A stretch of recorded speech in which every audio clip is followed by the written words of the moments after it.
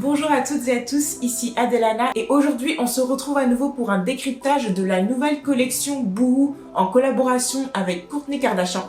C'est parti! Ce décryptage est spécial car je vais me concentrer uniquement sur une collection et non sur la marque au global. À quelle échelle se situe la collection Boohoo avec Kourtney Kardashian? Cette collection de Boohoo reste majoritairement de la fast fashion et on va le détailler ensemble. Pour la transparence, je leur ai mis 3 sur 10. Je leur ai mis 3 parce que ils disent à chaque fois le lieu où ont été fabriqués les vêtements. Quand on va par exemple sur cette robe longue en mèche, ils vont dire un peu plus bas qu'elle a été fabriquée au Royaume-Uni. Ils vont pas préciser le nom de l'atelier, mais bon, ça a été fait au Royaume-Uni, donc je pense que si jamais on devait se rapprocher d'eux pour leur demander le nom de l'atelier, ils auraient aucun problème à le partager. Pour l'origine des matières, sur chaque fiche produit, ça dépend en fait. Là où ils vont donner l'origine des matières, c'est sur le coton réel, donc coton réel qui signifie responsable environnement, amélioration des moyens de subsistance, qui est en partenariat avec Coton Connect. Si vous allez du coup sur la fiche produit de la combinaison rose, où suis-je fabriqué, elle met « Je suis fabriqué au Pakistan, mon coton a été cultivé dans la région de Rajampur, où il a été égrené ou nettoyé avant d'être filé à Faisalabad et fabriqué chez nous, chez nos fournisseurs. » C'est la seule traçabilité qu'on a. Tous les autres produits, aucune info. Pour les conditions de travail des employés, pas du tout d'infos, donc je leur ai mis 0, ce qui fait qu'on se retrouve avec une note de 3 sur 10. Pour les matières utilisées, je leur ai donné la moyenne, je leur ai donné une note de 5 sur 10. Sur les 64 pièces, il y a des matières éco-responsables dans chaque vêtement. Il y a majoritairement du polyester recyclé dans toute leur collection et un peu de ce coton réel. Je leur ai mis 5 et pas plus, tout simplement parce que lorsqu'ils utilisent ces matières éco-responsables, ils ne les utilisent pas à 100%. Par exemple, pour la robe longue satinée, ils vont utiliser 62% de polyester recyclé et 38% de polyester. Donc c'est jamais 100%. Polyester recyclé, ça reste une matière éco-responsable car lors de la fabrication, l'empreinte carbone est réduite par rapport à la fabrication d'un polyester classique. Le coton réel dont il parle, je suis mitigée. Pour moi, c'est pas une matière éco-responsable. Je dirais plus que c'est une matière en transition vers l'éco-responsabilité. En fait, ça reste du coton, mais c'est sûrement du coton normal qui n'est pas biologique, mais qui est en transition pour devenir plus éco-responsable. Mais entre nous, la raison pour laquelle Boohoo ne le fait pas et utilise qu'une partie de polyester recyclé, c'est le coût, tout simplement. Et vu que Boohoo, c'est une marque de fast fashion à des prix très abordables, ils peuvent pas se permettre d'utiliser 100% de matière recyclée à moins que ça soit vraiment cheap de leur côté pour que côté consommateur et consommatrice, ils puissent continuer à acheter un vêtement à un prix abordable. Une matière utilisée qui est assez intéressante, c'est le fait qu'ils utilisent du cuir vintage. Donc il n'y en a pas une qui se ressemble. Je pense que la marque voulait ajouter le côté seconde main. On passe maintenant à la production où je leur ai mis une note de 2 sur 10. Au niveau de la volumétrie, il y a 64 pièces. C'est pas beaucoup certes. Néanmoins, ils vendent dans plus de 150 pays au monde.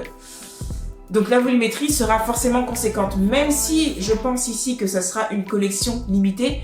Leur challenge ici à Boohoo, ça va être de vendre le maximum pour qu'ils puissent avoir une rentabilité sur le coût qu'ils ont engendré lors de cette campagne. Ils livrent dans plus de 150 pays, donc je doute qu'ils n'utilisent que le train ou le bateau. Et étant donné qu'il n'y a aucune information à ce sujet, je n'ai pas pu leur donner de points non plus. Et pour l'économie circulaire, pour rappel, c'est de savoir que vont-ils faire des invendus en fait. En général, l'option c'est de les mettre en solde, mais si jamais en solde ça part toujours pas, où est-ce que ça va? L'économie circulaire qu'ils veulent souffler à leurs consommateurs et consommatrices, c'est la manière d'utiliser le vêtement si on ne s'en sert pas. Si jamais on ne sait pas quoi faire du vêtement ou qu'on en a assez, ils mettent précisément ici, pensez à me porter de nouveau, à me vendre, à me partager, à m'échanger ou à me donner. Là où ça me dérange un peu, c'est quand on dit donner, mais ils vont pas préciser à qui.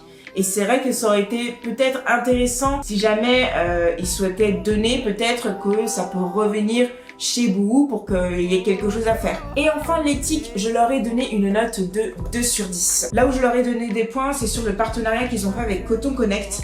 qui va créer ce coton réel pour accompagner des producteurs de coton à des techniques de production plus durables. Il y a une polémique qui est toujours en cours, c'est le fait que Boohoo aujourd'hui travaille avec plusieurs partenaires, dont une usine textile qui est située à Leicester, donc qui est au Royaume-Uni. Il y a eu plusieurs rapports d'une association qui justement apparaît dans le documentaire, donc qui est l'association Hope of Justice, qui a relevé que les employés de cette usine ont un salaire qui est en dessous du minimum légal. S'ils sont pas capables de payer le minimum légal à leurs partenaires qui sont au Royaume-Uni, donc en Europe quand même, et là où en fait Boohoo est né, on se demande comment sont payés en fait les partenaires qui ne vivent pas au Royaume-Uni mais plutôt en Inde ou en Chine. Ce genre d'information qui tue complètement l'éthique, et peut-être que cette même collection a été travaillée dans ces usines là où des employés ne sont pas bien payés. Récapitulatif, pour la transparence, je leur ai mis 3 sur 10, les matières utilisées 5 sur 10, la production 2 sur 10 et l'éthique 2 sur 10, ça nous fait une moyenne de 3,25 sur 10. Donc on est encore très proche de la fast fashion.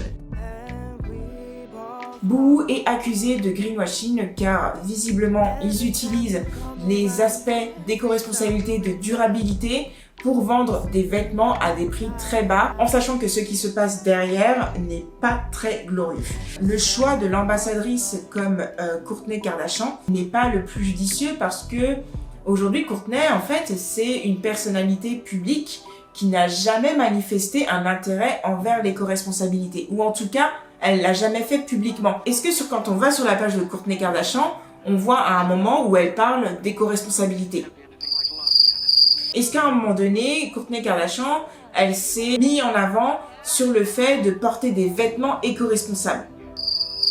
C'est le problème, c'est le manque de crédibilité. Là, ils l'ont choisi comme une égérie qui va faire vendre. Et le bonus, c'est le fait qu'il y ait un peu d'éco-responsabilité, et Boohoo a de l'argent.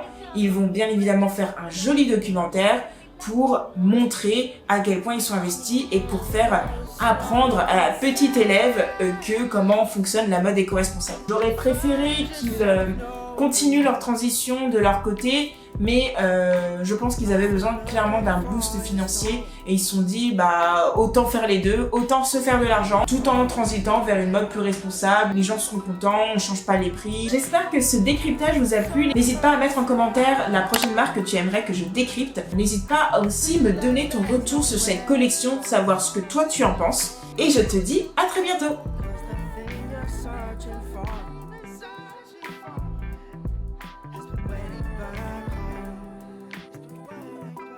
Stay away.